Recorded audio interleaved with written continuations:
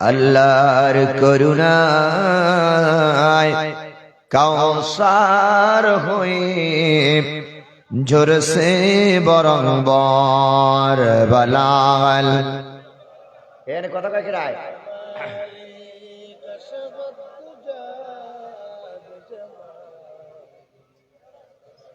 তারুণ্যের উচ্ছ্বাস খালিদ বিন ওয়ালিদের উত্তরসূরি কলিজার টুকরা যুবক বন্ধুরা, অতি আদরের স্নেহাস্পদ কচি কাঁচা নয়নের মনিরা, পর্দার আলে পর্দারত শ্রদ্ধা সকল গুণে গুণান্বিত অবলা সবলা দিনদার ইমানদার সম্মানিতা মা ও বোনেরা, আসসালামু আলাইকুম ওয়া রাহমাতুল্লাহি ওয়া বারাকাতুহু।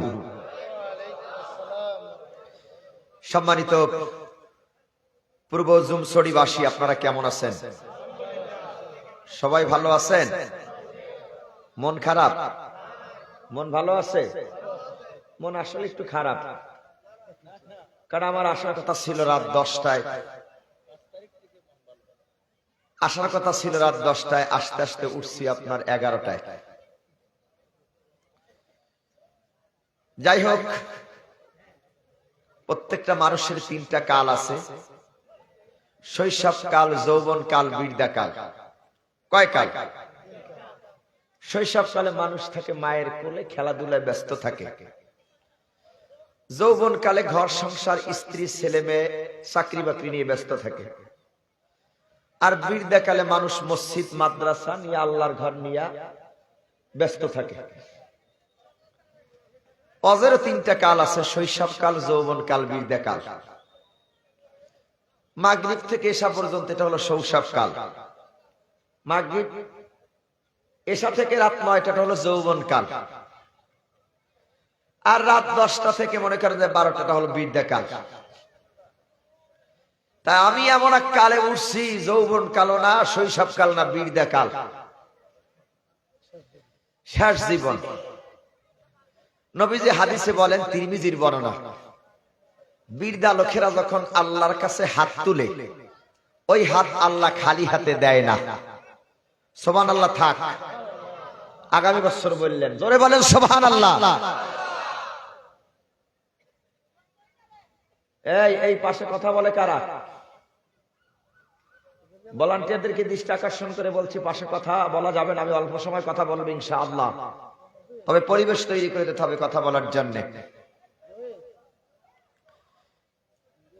যাই হোক, দুনিয়ার আদালতের সিস্টেম ভিন্ন। রাত্র যত গভীর হয়, দুনিয়ার সব দোকান পাট আদালত বন্ধ হয়ে যায়।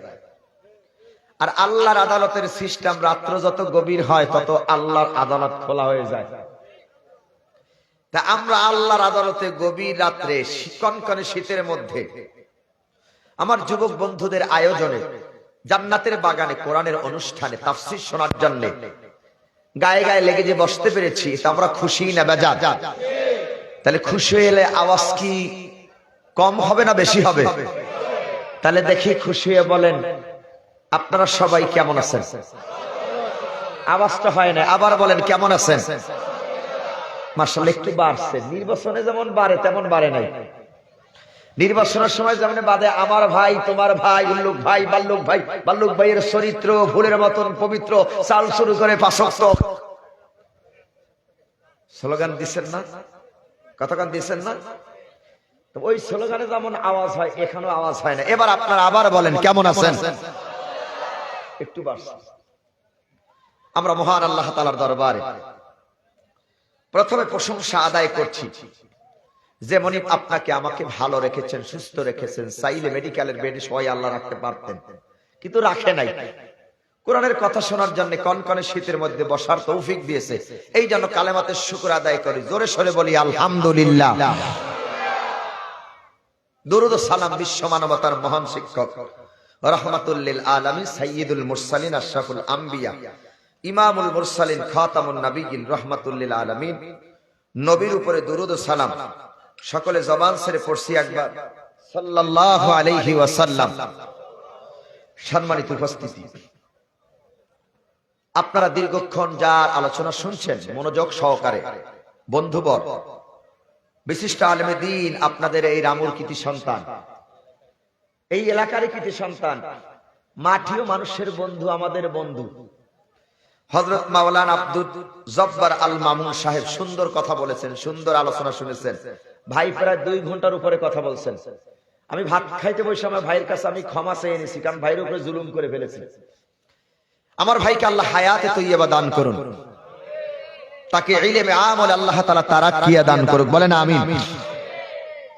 তাফসীর শুরু মোবারকবাদ জানাচ্ছি যে সমস্ত বন্ধুরা আমাকে খোঁজ খবর নিয়ে এতদূর পর্যন্ত নিয়ে এসেছেন, এই যুবক বন্ধুরা, বিশেষ করে আপনারা যারা টাকা পয়সা, বুদ্ধি, মেধা, লাইট মাইট, প্যান্ডেল, খাবার সহ যে যেভাবে উপস্থিত হয়ে সহযোগিতা করেছেন, আল্লাহ সকলের সহযোগিতাটুকুন ইসলামের জন্য কবুল করুক, বলেন আমিন। আসুন, কথা আর লম্বা করছি না, সরাসরি আলোচনার ভিতরে ঢুকতে চাই ইনশাআল্লাহ। আমি আপনাদের এই পূর্ব জুমছড়ি গ্রামের একজন মেহমান, আপনারা হইলেন সবাই মেজবান। আপনাদের এই পূর্ব জুমছড়ি কি এই কয়জন পুরুষ না আরো আছে? কথা কয় না, মাওলানা বলেন আছে আরো? কই আছে কই? আমি যদি এখন জরিপ করি, এই মাওলানারা দিয়ে সভাপতির দিয়ে জরিপ করাই, পুরুষের থেকে মহিলা বেশি হইছে। আপনারা ফেল। মহিলা কি এদিকে আগাই বসেন, একটু আগাই বসেন, আগে মাঠটা গোছাই নিয়ে পানি পড়তেছে, একটু আগাই বসেন। পুরুষের থেকে মহিলা বেশি, আর তার থেকেও বেশি মহিলা হইল কক্সবাজার সমুদ্র সৈকতের কাছে। তবে এটা আপনাদের জেলা না মনে হয়? হ্যাঁ আপনাদের জেলা, কথা কেন আপনাদের জেলা।